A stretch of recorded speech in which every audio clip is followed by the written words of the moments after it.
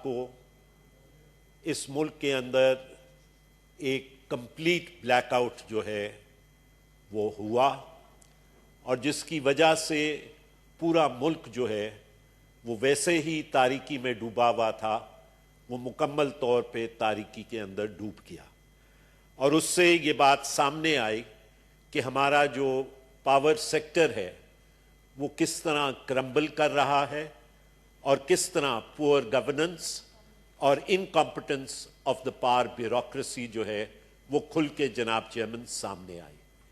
ہونا تو یہ چاہیے تھا کہ منڈے کو سینٹ کا اجلاس تھا، یہ ہاؤس آف دا فیڈریشن ہے، چاروں صوبوں کو اس سے افیکٹ ہوا تھا، حکومت کو چاہیے تھا کہ وہ آ کے یہاں پہ ایک پالیسی بیان دیتی اور اس کی وجوہات جو تھیں وہ تمام کی تمام یہاں پہ آ کے بیان کرتی، لیکن یہ نہیں ہوا جناب چیئرمین، اور نہ ہی کوئی بڑے سر جو ہیں وہ قلم کیے گئے اس پورے واقعے کے پیچھے۔ ہوا کیا کہ 7 چھوٹے لیول کے ورکرز جو ہیں یا اسمال مین لیول کے لوگ جن کا تعلق گڈو پاور پلانٹ سے ہیں، ان کو جو ہے وہ صرف سسپینڈ کر دیا گیا۔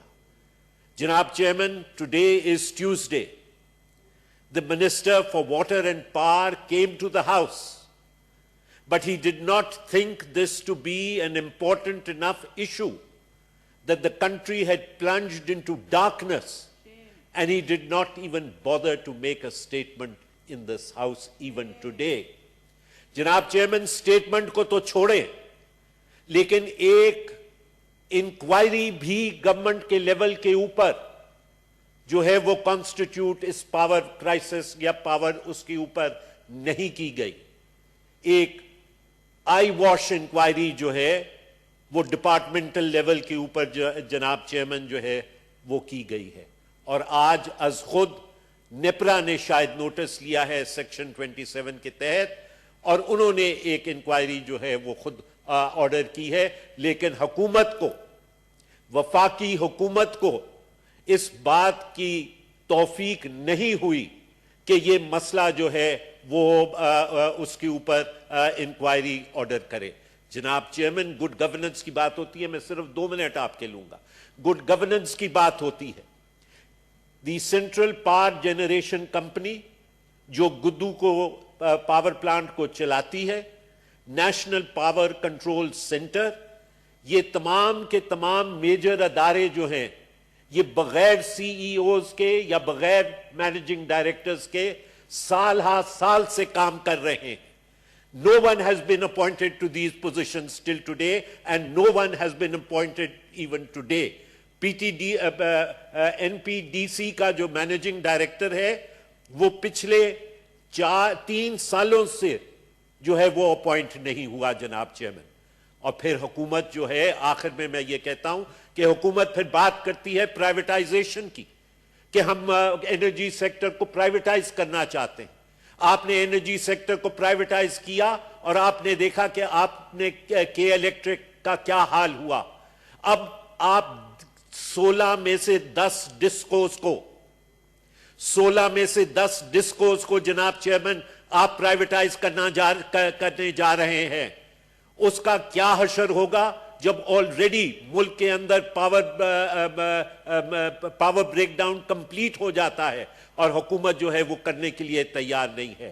اور اس کے ساتھ ساتھ جناب چیئرمین، جو لیبر کی یہاں پہ بات کی گئی، ڈسکوز کی، ابھی لیبر یونینز کے جو ریفرینڈم ہے وہ سنگل باڈی کا ریفرینڈم ہوتا ہے، لیکن کیونکہ انہوں نے ان ڈسکوز کو اپنے کرونی کیپٹلسٹ کو دینا ہے، لہٰذا اب یہ بات کر رہے ہیں کہ جی ہر ڈسکو کا جو ہے وہ الگ سے ریفرینڈم کیا جائے تاکہ لیبر کی پاور کو بھی تقسیم کیا جائے۔